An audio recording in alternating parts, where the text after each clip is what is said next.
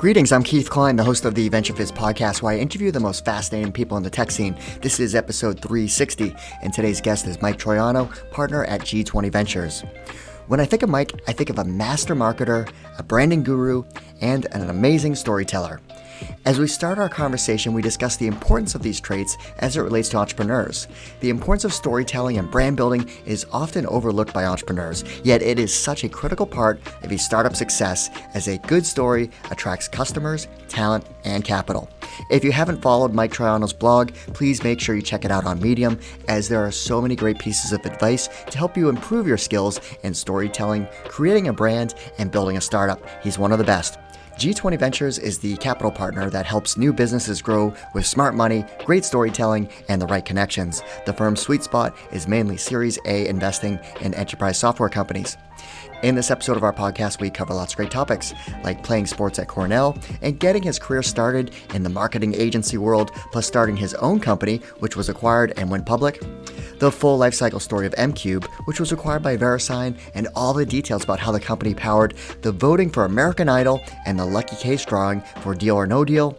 Launching a startup called MatchMine, which was backed by the Kraft family and was building a personalization tech for consumers that ended up being a little too early for the market. The story of Actifio and its copy data management solution, which grew into a unicorn status with backing from Tier A investors and was later acquired by Google. How a viral post on Medium started his journey into venture capital and ultimately joining G20 Ventures, where he was a founding member and LP. Getting started as a VC and how he found his zone of genius, plus what he's targeting for investments, the 5 phases of a career, and so much more. Okay, now a brief word from our sponsor, Silicon Valley Bank. I'm excited to share that this podcast is brought to you by one of the strongest longtime supporters of the local startup ecosystem, that being Silicon Valley Bank, a division of First Citizens Bank. SVB serves innovative tech, healthcare, and life sciences companies, including 60% of CNBC's Disruptor 50 list, 72% of Forbes Cloud 100 list, and 48% of Forbes AI 50 list companies. With more than 1,500 bankers and relationship advisors and $42 billion in loans through Q2 2024, SVB delivers the right people, service, and resources to support your entire financial journey. Learn more at svb.com. All right, without further ado, here's my interview with Mike. Mike, thanks so much for joining us. Happy to be here. Thanks, Keith. I'm excited to talk to you. I feel like this is long overdue. Like when I was doing my podcast, I'm always like, why haven't I had Mike Troiano on the podcast yet? Yet we saw each other at an event, and it was, I think, it was meant to be. So here we are, and we're gonna do a nice walk down memory lane of the Boston tech scene with some very pillar anchor companies, and then obviously talk about what you've been up to as an investor. Yeah, long-time listener, first-time caller, Keith. All right. Well, when I think of you, right, I always think about you're always preaching storytelling and the importance of brand. So I thought like that's where I want to start this conversation. Like I attended the first Drift big what was it called? Hypergrowth Yeah. event. And I remember you were on stage speaking about it, and I was there just like taking notes. And so talk about that and like the importance of that for founders. Well, I think it's critically important and critically undervalued in the Boston ecosystem. Um, I like to joke that I started my career as a digital guy in the brand world, and I'm sort of ending it as a brand guy in the digital world. Um, you know, when you're creating something new, by definition, you're trying to change what people think, feel, or do. And and you know, breaking through the noise, changing those things, like it's so hard. It's so hard to get people to try something new. And the only effective way to communicate with people is through a story. It is not, with your like fact sheet. It's not, I think people are completely delusional about the level of investment prospective customers will make in a new venture to understand if it's relevant to them. And so in a world where there's lots of folks competing for attention, you need a way to get through to someone and convince them to take a deeper dive, right? Nobody's ever bought, B2B SaaS off of a story. But I don't think anyone's ever sold B2B SaaS without leading with something that signaled relevance to the people that they could help. And so that's really the purpose of a story, is just to, what do you put, there's lots of like, outfits in the store, but, what's the dress you put in the window to get people to come in and take a look? That's your story. That's what you have to lead with.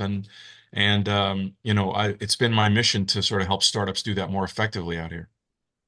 Yeah, and I think of, some of those success stories in Boston, like HubSpot.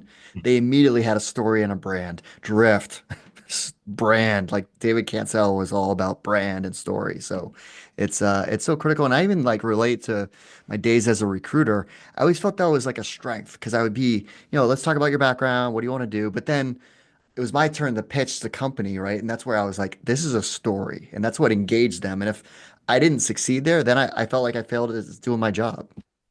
I think that's right. I think it's the key to attracting not only customers, but talent and capital. Because I'll tell you, on the investing side, it's no different. You got to have something that casts a problem worth solving as the villain, and your customer as the hero, and some kind of struggle that captures my attention. And it's just so important. And you're absolutely right that the people who understand that, the Brian Halligans and Dharmesh's and David Cancels, like it's like a superpower for those people. Um, and but it's possible for anyone to do it. You just have to do the work, and then you have to be committed. Yeah, so true. All right, well, let's rewind the clock. So, where'd you grow up? What were you like as a child? Oh, I grew up in Johnston, Rhode Island. I'm an Italian kid from the suburbs. I'm the first in my family to go to college. Johnston, Rhode Island is the most Italian. It has the highest percentage of Italian ethnicity of any municipality in the country. I think when I left, it was 94% Italian. Highest per Wow. capita ownership of Camaro Z28s. I used to joke. Um, but yeah, so whatever, a good place. I was very fortunate. My mom and dad were great. Came from a very classic family, but neither of them went to college. And I ended up getting into Cornell. I went there to play football and go to school. What And position did you play? I don't think I've ever like knew what position you played at Cornell yeah, for I football. was essentially a right tackle. We had a double tight end offense, so I was a tight end technically, but I never touched the football. So I was really a tackle. I like defense more. I was not great at Cornell. I threw the hammer. I was also recruited for that, and I probably made more of an impact on in track and field than I did in football. But the friends of my lifetime are all football players, and we just went back for our whatever 35th reunion and made some bad choices, and it was awesome. And I know my son is there actually, so I have a tremendous loyalty and affection for Cornell. Um, when I was there, I figured out really what I wanted to do, which was to be a storyteller and a marketing guy. And went to New York without a job, or as first a bouncer and then a bartender, and landed my first advertising job. Also from a guy who played football at Cornell, kind of got my shot. And from there, um, I was at lowest GGK for a while, and then went to McCann Erickson. I worked on Coke and GM and AT&T, and T, and really learned the brand world. I got recruited out to Foot Cone and Belding in San Francisco to work on Taco Bell. And then I kind of accidentally got into business school. I I I had helped a friend sort of work on their essays to go to Harvard Business School, and kind of learned what their system was like. And that was the only B school that didn't require the GMAT in those days. And I didn't want to take the GMAT, but I was like, I'll fire off an application. Um, and so I sent them one with zero expectation, and then I got an acceptance letter, and kind of had to go. So I came back east. I went there. I was a management consultant over the summer, um, and then left there to go work for a guy named Martin Sorrell, who runs WPP Group, which is a big agency holding company. Um, and I was a sort of troubleshooter there. He parachuted me into different situations. Running a professional services conglomerate is pretty straightforward. It's all, you run the whole thing on staff cost to revenue ratio. And so if an opco had a staff cost to revenue ratio problem, you either have a revenue problem or you have a staff cost problem, right? So, um, and in the course of solving those problems, I came across this digital media business inside Ogilvy and Mather, this storied agency. And I said to Martin one day, "Hey, I'd like to stick around and run this and try to turn it into something." And that's what I did, and that was sort of my start. So, like running some of these brands that you mentioned, like Taco Bell and Coke, like what did that teach you? Like, I would imagine that they're incredibly demanding. It taught me that it's incredibly hard to get people's attention. I have tremendous, to be a marketing person is not to be, someone, has a gift for a clever turn of phrase, like, right. That talent helps. That's like a parlor trick. And I will use it unashamedly to get people's attention. But to be a great marketer is really to be a student of human response.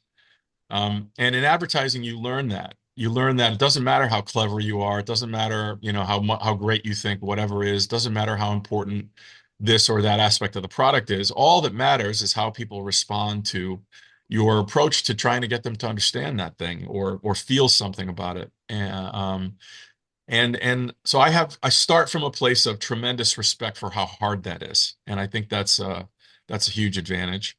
And then I learned, the power of a big idea. Um, that the only way to cut through the noise of all the stuff we're engaged in, you're talking to people who are tired and cranky and constipated, and they got in a fight with their spouse, and getting their attention and pulling them out of, the life that they're living perfectly well without your intervention. Thank you very much. Is like it's just incredibly hard. And so, how do you be worthy of their attention, and how do you, having gotten it, tell a story that will get them to try and learn more about whatever it is you're selling?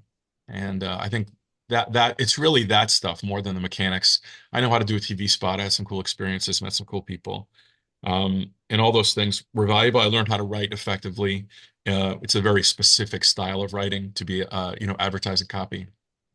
So all those things were valuable, but I think it's really the communication stuff that helps me more day to day. What brands today do you think are killing it?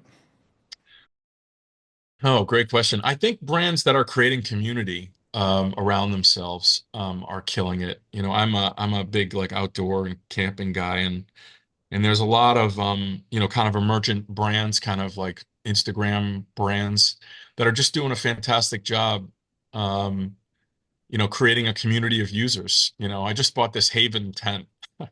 Um, it's like a hammock tent, like you hang it between two trees. It's really cool. But this thing is all over YouTube, and a lot of people whose opinions I respect in this very narrow niche of expertise, like, love this thing. And I think that's the way to communicate, really, is to find the people who have attention, and with the people that you want to talk to, and earn their support, give them an experience that they value, and if you do, they'll tell people about it. And I think that works at every level. I think brands underestimate the importance of that. I mean, we saw some examples of this in the election, like, the podcast election. I think that approach is really the way you reach people in 2024. And I think the brands who are getting the most success and who are growing the fastest have learned how to do that. All right, so Brandscape, what led you down the path of starting your own company? Well, I built this business, Ogilvy and Mather Interactive. I was the founding CEO there, and got some traction, and built out that global network for Ogilvy. And when Netscape went public back in the dot-com bubble, what I had built was worth a lot, and I owned roughly 0% of it, rounding up. And that was like, oh shit, must have been out that day at business school. Um, so I decided, I want to hang out a shingle and give this a shot. And I met up with a couple of guys, a real strong technology guy who was ex JP Morgan, and a fantastic creative guy named Tom Caniff. Just two great people. And we said, well, let's give this a shot. And we created Brandscape. And it was fun. We worked on some cool stuff. We had a bunch of Unilever brands, Ragu and Wishbone salad dressing, Gorton's, and it was a different way of communicating. It was really kind of leading with value rather than just with, shiny objects. And I really love that aspect of digital, that you could provide something more substantive than a paragraph of ad copy, and try to create some value. And we had enough success to get swallowed up by a bigger company, and that company went public, and I ran it for a while. Primex, which when I was cutting my teeth in recruiting, I think one of my first placements, it might have been my second, was George Skillen Oh yeah, sure. at Primex. What a great dude. Yeah, that was a really great group of people, and a special place, had a special culture, and it was a time of innocence. It was the salad days, Keith. It was all green back then. Um, and we were up against some big players and sort of figured out how to grow, and we're able to move the needle on that stock, and everything was good until one quiet April and whatever 20, what is it, 2001, and when the shit just went bad. Yeah, no, everything changed. But then M-Qube comes about, which is a legendary company in the Boston tech scene that, such a great story. Yeah, that was an amazing journey. Yeah, I was sort of a little bit lost after Primex. Everybody experiences failure. I mean, you can't be a startup person and not have that. But that was a real, just rattled you. You know, other people fail, but I'm Mike Troiano. Hello, I mean, yeah, so there's a process of like just growing up, I think, and realizing, boy, this is hard. And I took some time off, went through some personal shit, and then I two buddies of mine from business school were at Bain Capital Ventures, um, and they said, hey, you should remember Jeff Glass from B school, and I said, yeah. Jeff was like a Shad rat. Shad was like the gym and basketball court, and Jeff was always there, and so I knew him from there. And he said, yeah, you should have lunch with Jeff. He's doing something really cool over at for General Catalyst, and so I had lunch with Jeff, and he kind of gave me the story. Primex we had offices in Sweden and in Copenhagen, and one of my observations there was like these guys, they use their phones for everything. That's Nokia Ground Zero, and you could pay a parking meter with your phone, and it was just so much more. They were probably 4 or 5 years ahead of us in the States, and I loved it. And I was like, when I realized like, okay, these guys are going to try to do that in the US, um, I was like, yeah, sign me up. All right, so where was the company when you joined? Like, was it just an idea? Was there product? It was really early days. I came on not long after Jeff. Ishwar Priyadarshan was the CTO. Um, so they had the seeds of something, but hadn't figured out what business they were in. Andy had not yet come. Andy came later. You know, History rewrites these things as a straight line, but that was anything but. Like we were, the dominant player in a non-existent industry for like 2 years, just trying to conserve capital and add runway and struggled. As a matter of fact, M-Qube. This is like a little known fact, but like M-Qube originally, and I named it. It was mobile marketing management was what M-Qube originally stood for, and we realized that business was not going to take off, and so as Andy came on and we realized, it was really media companies that were interested in this technology, it became we started telling people, oh yeah, it's mobile media management. Um, and then we were at a CTIA show, and someone was like, "Hey, you guys have, SMPP connections, these very high capacity gateways into all the U.S. and all the North American carriers. Could you carry our messaging?" And we were like, "Well, yeah, M-Qube stands for Mobile Messaging Management, so we can absolutely do that." It was a circuitous route to find, an outcome, and when it came big. And you mentioned Andy a couple of times, so this is Andy Miller. Yeah, yeah. Yeah, great guy. It's funny, like Andy and I really butted heads. Andy kind of ran the media business and I ran the marketing business. Eventually, there were, different kind of P&Ls inside that business. And, Andy was fantastic, but for whatever reason, I think we would just have very different styles and we butted heads a little bit. That was a remarkable group because I think there were, at one time 7 people who had been CEO inside that organization. And Jeff used to joke that his job was to try to keep the Eagles flying in formation, which is hard with Eagles. Um, but eventually we kind of figured it out, and we brought in some great folks from eDocs, including Chris Gardner, who I really enjoyed your conversation with him, and Joe Paratori, who I loved and miss to this day. And that was just a really good group of people. And eventually we sort of figured out what business we were in and executed the shit out of that. Jim Crowley really came in and tightened things up operationally. And I'm in Jim's business now. And when I look back around the people in my professional life that I've had the most interaction with, that group of people, it just was extraordinary. And some great friendships and some great partnerships over the years. And as you mentioned, I had Chris Gardner on the podcast recently. He's now an underscore, but I was looking at the back catalog. I think I have 7 or 8 people from the mafia that have gone off to do amazing things.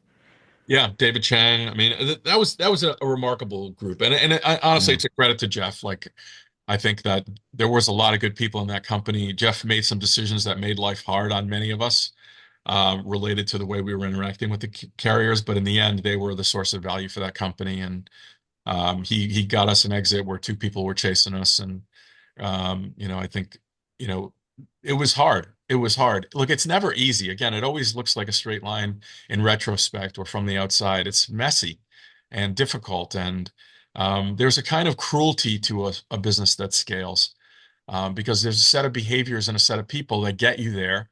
And then in a way, like, you begin to, like, the same behaviors that have enabled you to be successful inhibit your further success. And so there's this weird discontinuous change inside a startup that gets to the scale phase. And we went through all of that, and we went through it together. And again, out of that, I think some really strong relationships were forged, and I'm grateful to have been a part of that. Well, the stories I loved hearing, through my years was just how, so American Idol and Deal or No Deal, anytime the voting was happening. So for American Idol, you're, Yeah, texting a vote in for whoever you think is the best performer. Deal or No Deal, they had the lucky case ever, yeah. Those were both my deals, actually. And I so uh, how'd you sign up American Idol? I mean, that was, So John Vlasopoulos, who is now the CEO of Napster, which is a G20 deal. Mhm. John was working at AT&T and ended up leaving to go to Endemol, who is the producer of both of those shows. And I was in Los Angeles, and John was like, "Hey, I want to pick your brain. Can we, like, go grab sushi?" We went to this sushi place in Santa Monica, and he's like, "I got this thing, and I'm trying to figure out how to do, like, something cool with it. We're gonna have Howie Mandel hosted and whatever." It didn't sound like a great idea, to be honest with you, but and so over sushi, we kind of brainstormed what became that deal or no deal kind of case thing. And yeah, it became a big hit. American Idol was a big deal, because it really shored up our carrier relationships. Like, I think we always had good ideas, but we didn't really have the volume to attract people's attention. But when Deal or No Deal happened and we were pumping, 9 zillion messages through the Verizon gateway, like, now we became an important player to them.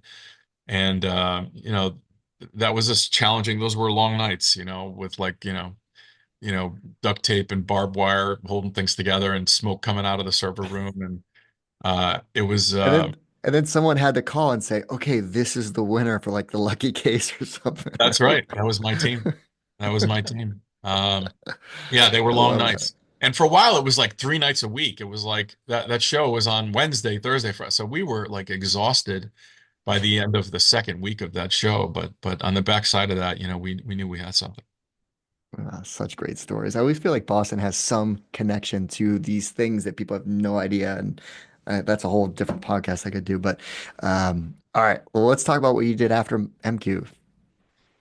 Um, well, M-Qube really worked out, and I took some time off. And I ended up meeting with Jonathan Kraft, of all people, and just really hit it off with him and did a project with the Crafts that was called Matchmine. Um, and I really liked that company and what we were trying to do. I mean, it was cool working with them as a New England kid, to get to know them. Um, it was just fascinating to really get to know them as people. Um, I'll say to this day, like, I think the world of them. We differ on some political stuff, but I have tremendous respect for them as people and as businessmen. and love that organization. And yeah, worked on that. And I think with that one, we had a good idea, but we were just too early. Um, and so it didn't work out. And a lot of the privacy stuff that came along, I really attribute to the fact that there wasn't a match mind there to kind of protect people and insulate them from some of the social media excesses that came later. But anyway, that one didn't work out. Well, Um, just so for context, so it was this match key that was like your personalization key for all. So hypothetically, if it did work out, it would have said, hey, when I log into Netflix for the first time, it would know information about me that was secure, but it would automatically start to recommend the things that I would care about on Netflix or Spotify across all platforms. yeah, it was a means of separating your preferences from your identity. In a nutshell, that's really what it was. And that ability to expose your preferences to get all the personalization benefits of the web while protecting your identity was the core of the architecture, and the science to be able to predict what you might like on the back of that, cluster of preferences that were represented in the match key. So it'd be something that plugged into your browser and you'd carry along the web and build out a network of people who were both leveraging and contributing to that match key to have a deeper and deeper understanding of preferences. Again, always always insulated from the questions of identity. I really believed in it. But again, I think we were a little early, and that one didn't work. But you did, so you in my research, it was like you did a deal with Odeo, which was pre-Twitter Ev Williams. So Yeah. how did that come about? We had a good biz dev group, and yeah, we met those guys. And they were really just kind of getting started with Twitter. Odeo was sort of a podcast recommendation platform, and most of these recommendation platforms, they were using very primitive recommendation science. Um, and we came along with something that was much richer, and they really didn't view that as a core competency, ironically. And so we had the ability to bring a richer data set to the table, and they were intrigued by it, and we implemented it in Odeo first, and a bunch of other folks. But again, I think we just never got to a place of traction, and then the financial crisis of 2008 hit, and we shut that one down kind of suddenly, and that always sucks. Yeah. No, I mean that was 2008, 2009, which was just a crazy period of time. The RIP good time slide deck from Sequoia Capital, you'll never ever forget. So, Yeah, wheel keeps turning. It was my second time through a cycle like that, and so I would say that it was somewhat less traumatic. But look, it's never easy. But as I say to people all the time, this is the life we've chosen. You know, mhm. Yeah. and there's going to be some macro, cycles that you got to endure, and there's going to be some wins and some misses. But you got to make friends with that if you want to be an entrepreneur. Yep. Another great team. I hope you are enjoying this interview. Just a brief word from our sponsor. As a longtime champion in the local startup ecosystem, Silicon Valley Bank supports innovative companies with the solutions and financing they need through every stage of growth. With more than 1,500 bankers and relationship advisors and 42 billion in loans through Q2 2024, SVB delivers the right people, service, and resources to support your entire financial journey. Learn more at svb.com. All right, so what did you do next? I was a little burned out, to be honest with you, and I missed advertising. If you look at my career, I always kind of get sucked back into some kind of services model. Um, I'm an intensely curious person, and I tend to get bored with shit. Um, and um, and so like, when you're an agency person, eventually you get frustrated not being the person who makes the call. Like Mhm. you are a recommender, a consigliere, as my people say, and you have to make friends with that you're not going to be the person, you're going to be the person who advises the person. And so that gets frustrating after a while. You feel like you're in the PowerPoint business and not really doing any good. And so you come over to the client side, and now you're the person. Um, but like, in year 6 of selling the same thing over and over and over, I'm a big, preacher of messaging discipline. And messaging discipline is the willingness and ability to tell the same story over and over again, just like you're telling it for the first time. And whether you're frankly a comedian or a politician or a startup CEO, you gotta learn that. And and it just becomes like, for someone who, again, who is kind of curious about the world, it becomes monotonous. And then you get drawn back to the services side. Um, and I had met Chris Colbert, who is one of the best brand thinkers, I've ever known, and Rob Waldeck, who was a great operator and a great guy.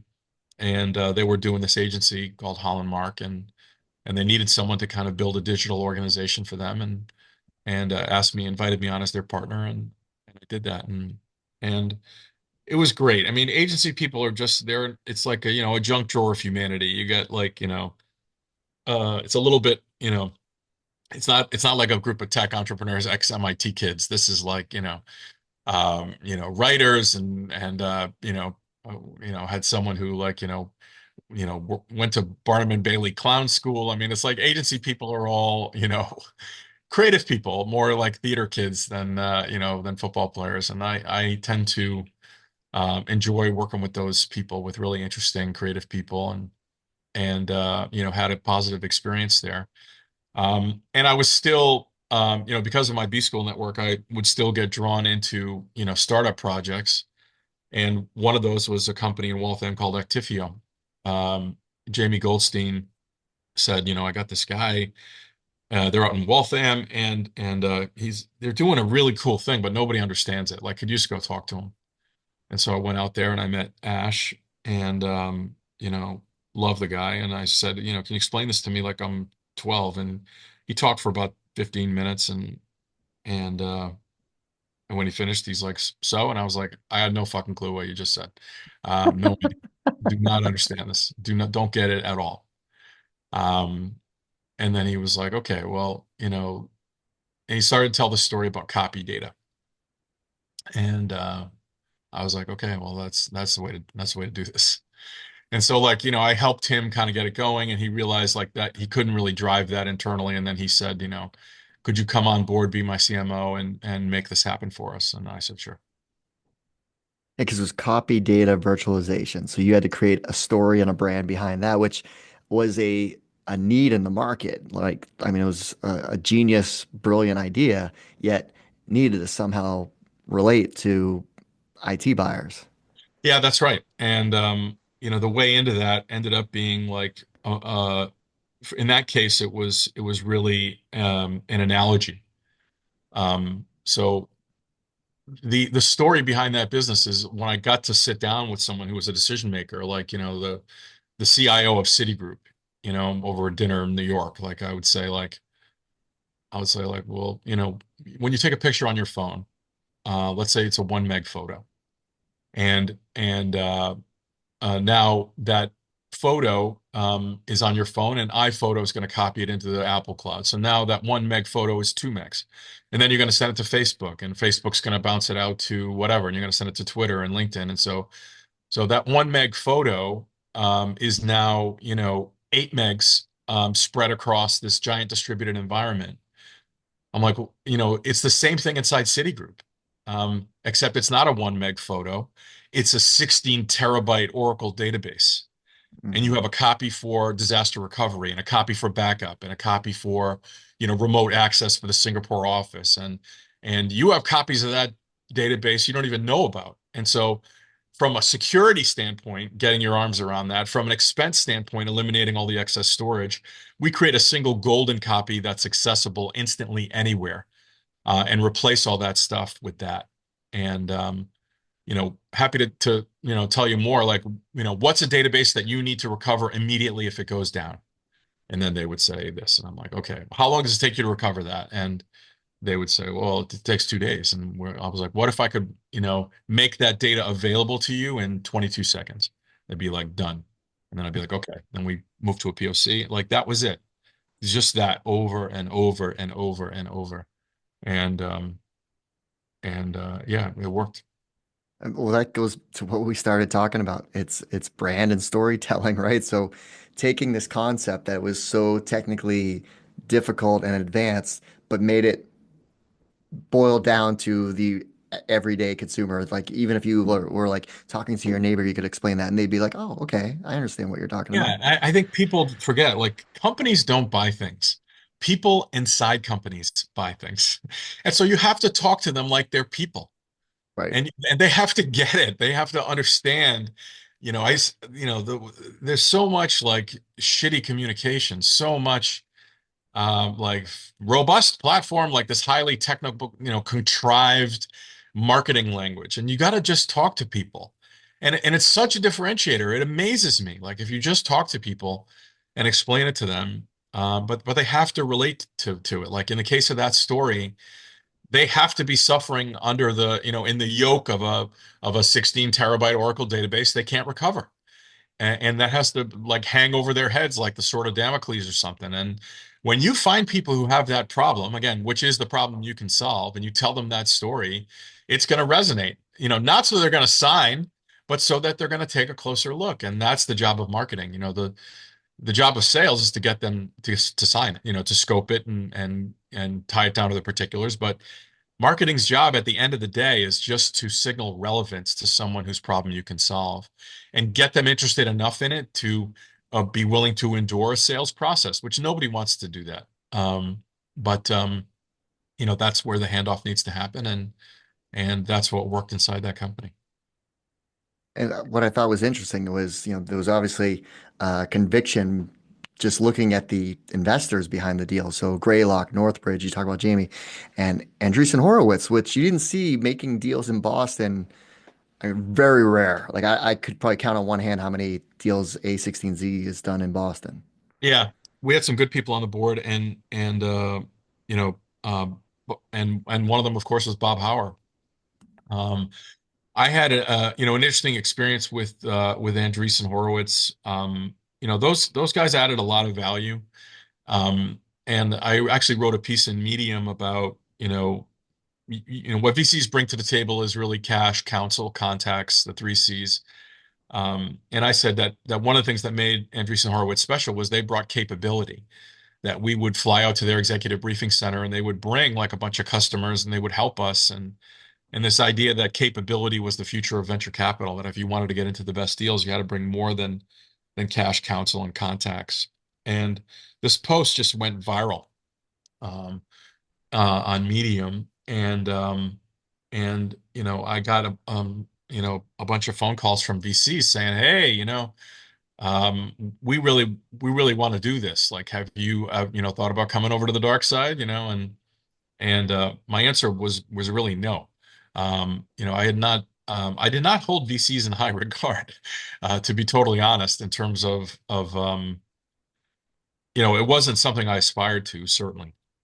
Um, but the offers were interesting, and so I reached out to Bob Hauer, who was on the board of Actifio and had become a friend. Bob was a rare VC who really understood marketing, and I said, "Hey, I got something to talk about." He's like, "Oh, great! I got tickets to the Red Sox game. Why don't you let's go and we'll talk."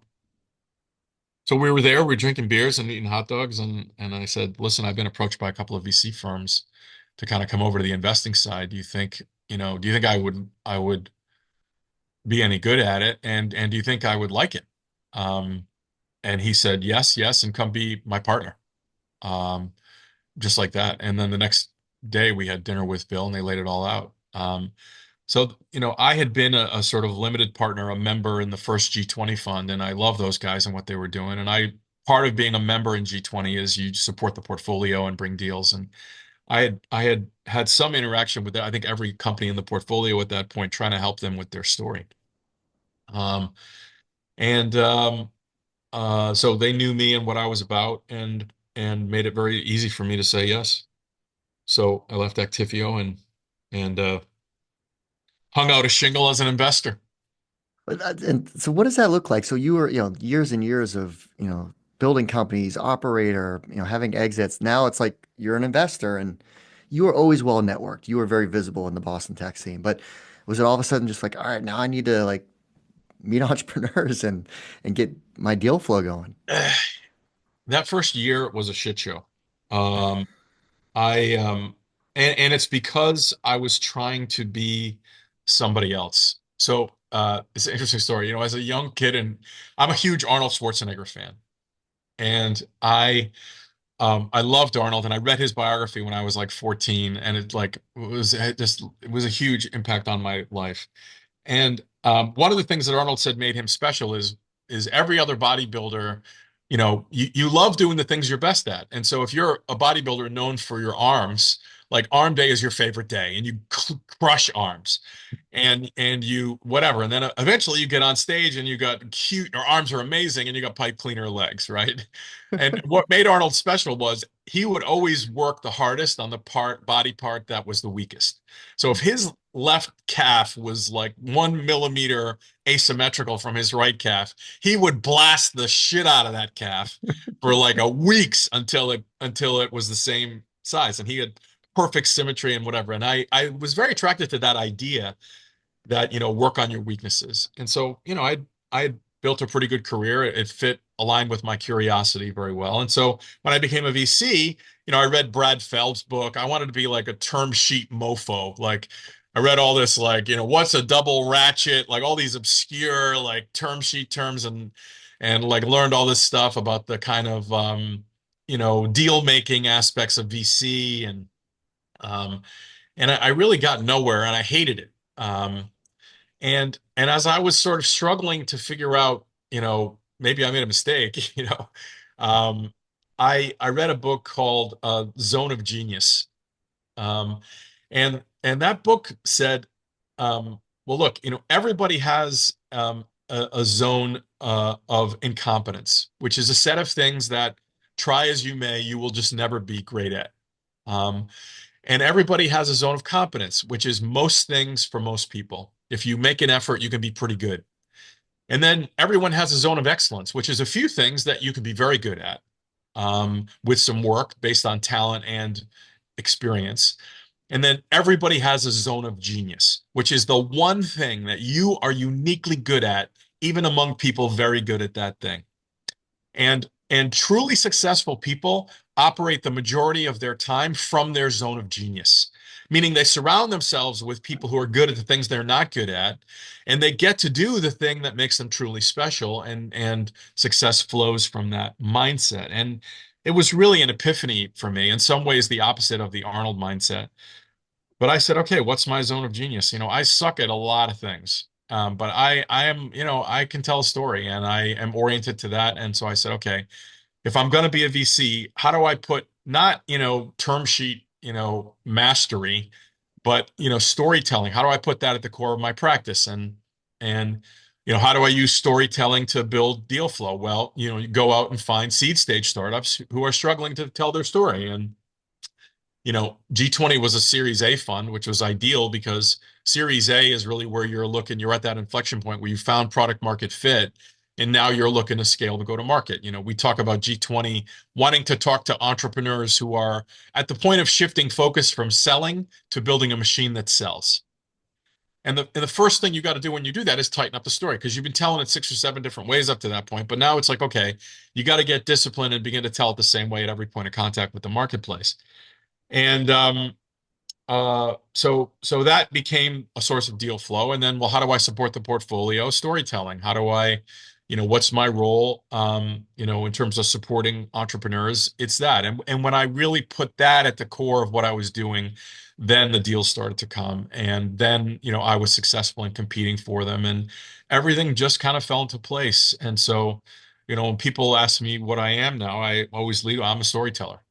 Um, and I've, you know, when I think back, like VC has really become what agency life was for me, which is a chance to indulge my curiosities, you know, in a lot of different ways. Like in a way, it's come full circle. Like I look at being a VC the same way I looked at being an agency guy, as someone with clients who I'm trying to help be successful.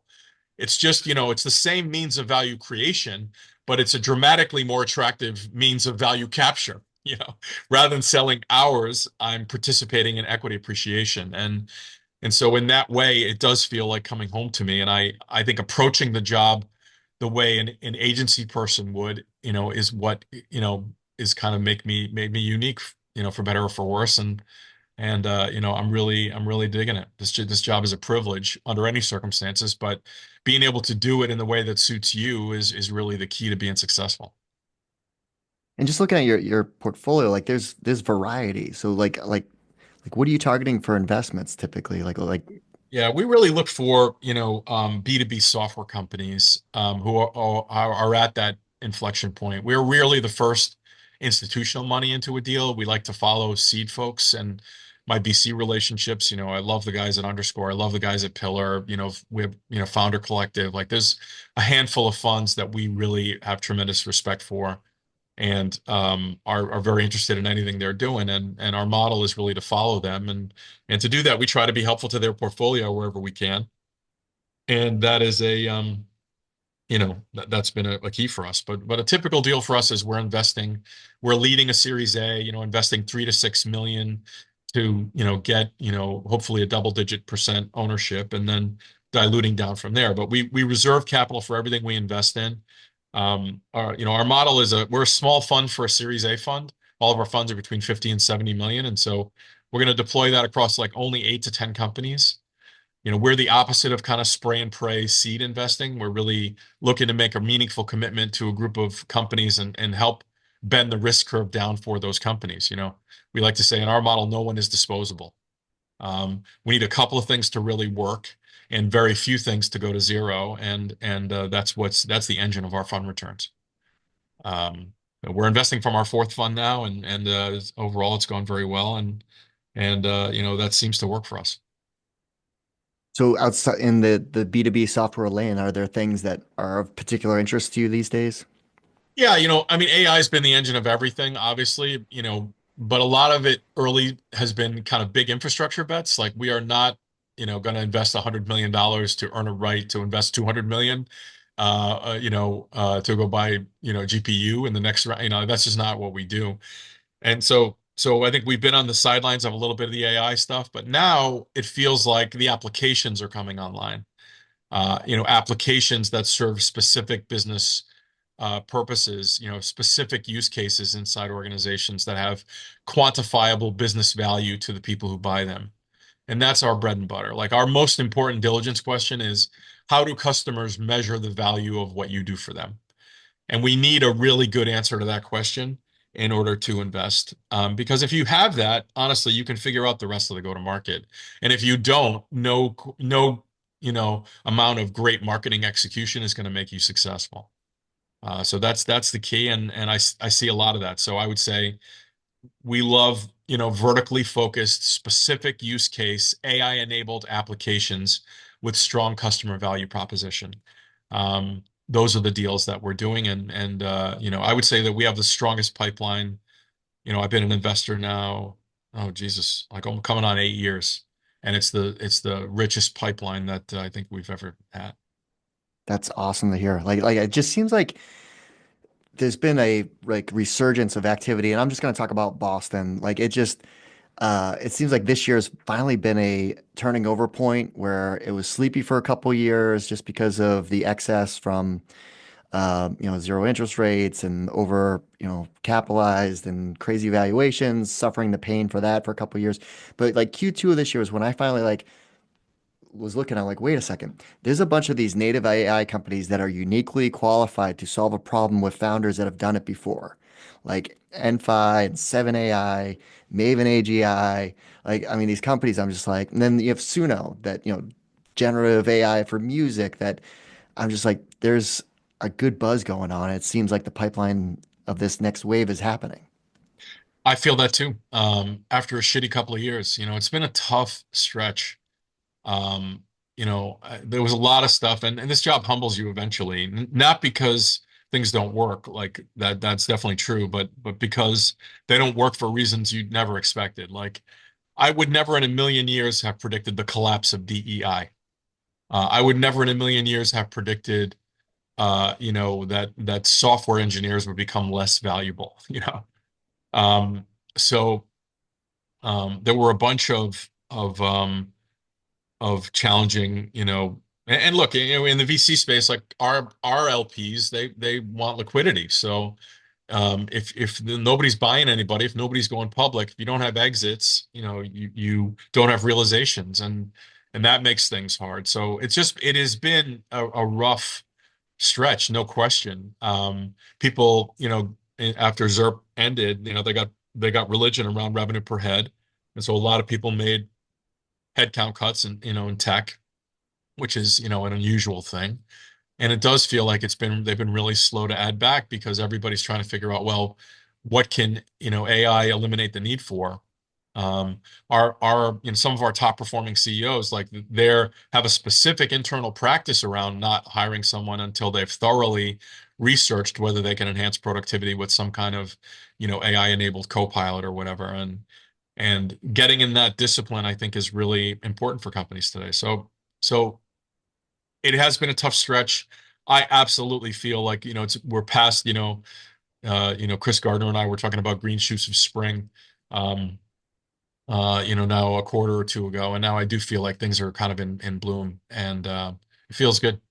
It's about time. It does.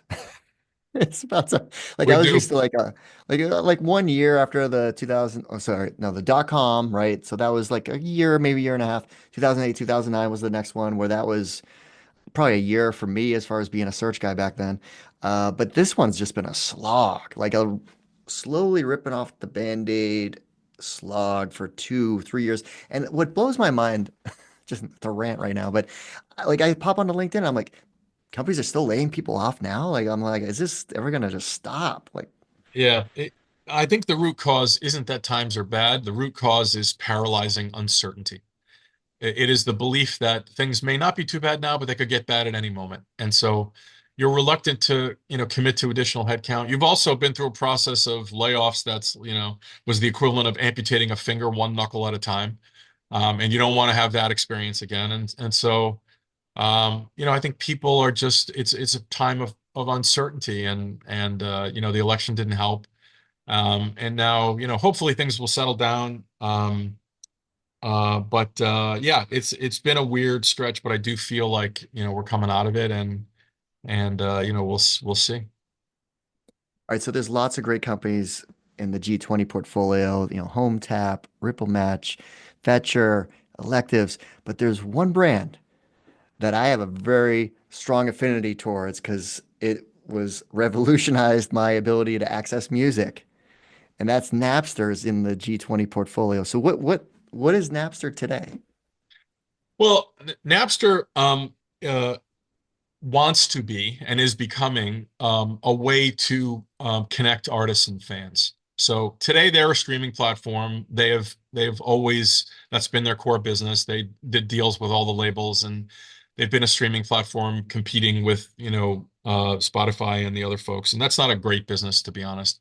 We didn't really invest because of that.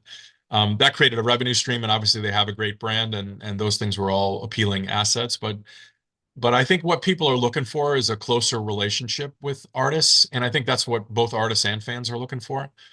And so, we invested in Napster initially as a kind of crypto play with an underlying asset, using initially blockchains as a way to create a scalable approach to connecting artists and fans.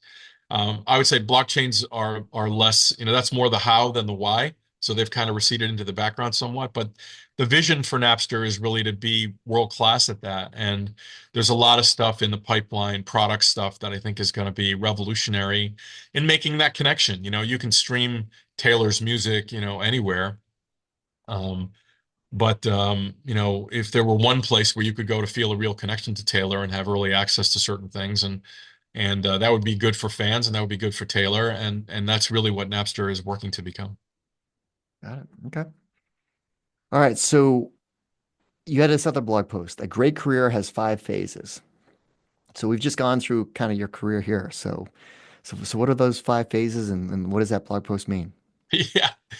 So, I don't know. For whatever reason, like, I get a lot of calls like, "Hey, could you talk to this person, like someone who's in college, or kind of just getting started?" And I have 4 kids, and my oldest is 26, my youngest is 15, so I'm intimately familiar with the problem of getting started. And this was the sort of something I'd shared with them, and as with a lot of my writing, it comes from something I've said in person or whatever, and I try to capture it and see what people find interesting. And I was surprised that I wrote that piece a while ago, but it just exploded on LinkedIn for whatever reason. Um, so the first phase of a career is who's Mike Troiano?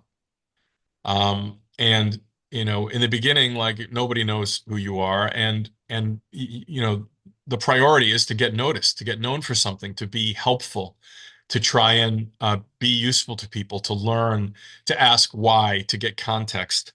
And my early career in the advertising business, I was like, just another, white guy in a suit in Manhattan, trying to climb the ranks of the advertising industrial complex, but I tried to be helpful. I tried to listen. I tried to look for opportunities to show what I could do. I just worked my ass off. And to get to phase two, which is someone in a room where you are not says, "How about Mike Triano?" You've been useful to that person, you've been helpful, and they see an opportunity, and they give you an opportunity to stretch into a role that maybe you've never done before, and they take a flyer on you. But again, that flows from a relationship that you've built with someone by being helpful to them. And that phase is really, one of like, okay, you got to prove yourself. And you gotta, like, you're getting a chance. Someone's taking a chance on you, and you gotta make them look smart, and you gotta deliver, and really focusing on trying to accomplish something that has value to the organization. That starts with understanding what are the value drivers inside this business, and really getting very good at that. Gets you to a place where someone says, "We need Mike Troiano." Um, and now you're at the top of the mountain, man. That's a great feeling when people approach you and they say, we need what you do. We need your thing. We need your whatever it is. We need Mike Triano. Like, it's great. And you chug along, and that part of your life is fun. And then you hear someone say, we need a young Mike Triano, and that's phase four. Um, and you realize, okay, I'm I'm past the peak, and in that phase, like, you're trying to, how do you support the young Mike Trianos? Like, they're not a threat to you. You're fine. You've done very well, but how do you, like, you know, help the people who are coming up be better? How do you learn from them? Like, they say the problem in VC isn't that you get old, it's that your network does. And so trying to stay engaged with the up and comers, the young Turks, and in our business, a lot of that is like, trying to broaden from your base of, white Ivy League athletes, right? More women, more people of color, more, the world has changed around us. And so making an effort at those things, because your network doesn't evolve without conscious effort to meet new people and be helpful to them. And in time, you're staring down the barrel of phase five, which is, who's Mike Triano? Um, because in the end, like, we all have a finite window, and I think that that's as much an opportunity as it is a threat. Like, because if you're an interesting person, there's a lot of facets to you. There's a lot of versions of you beyond the work you. And getting the opportunity to indulge those things, whether it's camping or whatever. I was recently playing around with a YouTube channel, writing, reading, meeting with interesting people, like learning how to cook, over fires, whatever it is, figuring out what you're passionate about and indulging that, and dialing down that intensity to go out and show the world, how great you are. Um, Hopefully is the way that you ease into phase five, and that is either here or imminent in my arc, and I have to say, I'm ready for it. All right, some rapid fire questions. Three apps you can't live without. Can't be Gmail, Slack, or your calendar. Perplexity, I have come to love Perplexity. Dashlane, cannot live without Dashlane. The password manager, I just am a huge fan of what they do. And Pocket Casts. So Pocket Casts is like I think a much better podcasting app, and I am a voracious consumer of podcasts as a sort of deeper dive on more thoughtful analysis of questions. Um, now that Twitter has become a bit of a swamp, like, I really have tried to replace that by more reading and more podcasting, more long form journalism. Particularly now when I'm trying to understand what the hell happened last Tuesday. I think I can't live without that. I really have come to lean on that app. Any particular podcasts that you'd recommend for entrepreneurs? Um, Podcast for entrepreneurs. I've been listening to More Less, which is a really window on the West Coast ecosystem. Um, uh, there's a new podcast called This Won't Last. They've only done a couple of episodes, but I really like that. I like No Priors, which is a really an AI podcast. The AI Daily Brief is a must listen. I listen to that pretty much every day. Um, and then I would just say, like, listen to the Ezra Klein show, listen to Smartless. Like, you're not just an entrepreneur, you're a person, and feed your soul with something that's not, a business book, for Christ's sakes. The This Won't Last, like that's in my queue. I found out about it. I haven't listened to any episodes, but I'm sure it's amazing. I mean, It the is. people, yeah, Kevin is Kevin Ryan and one of the yeah. smartest people. We were on a board together, and I have huge respect for that guy. And that is a really smart group of people having a really thoughtful conversation. All right, well, we touched upon what you like to do outside of work already. So anything you want to add outside of camping and family? Uh, no, I mean, I love to cook. I've been doing less of it lately, but I picked up, there's a guy named Francis Mallman who he's a chef in Patagonia who cooks over open fire. I'm an addict of a show on Netflix called Chef's Table, and I think season 1, episode 3 was him in the wilds of Argentina, like making shit over fire, and I just was fascinated by it. So that is definitely something that I enjoy and I'm trying to sharpen my skills on. Very cool. Well, Mike, thanks so much for taking the time to walk us through your professional background, all the great stories, and of course, all the great advice and the work you're doing as an investor. It's been a pleasure, Keith. Keep banging on it, man.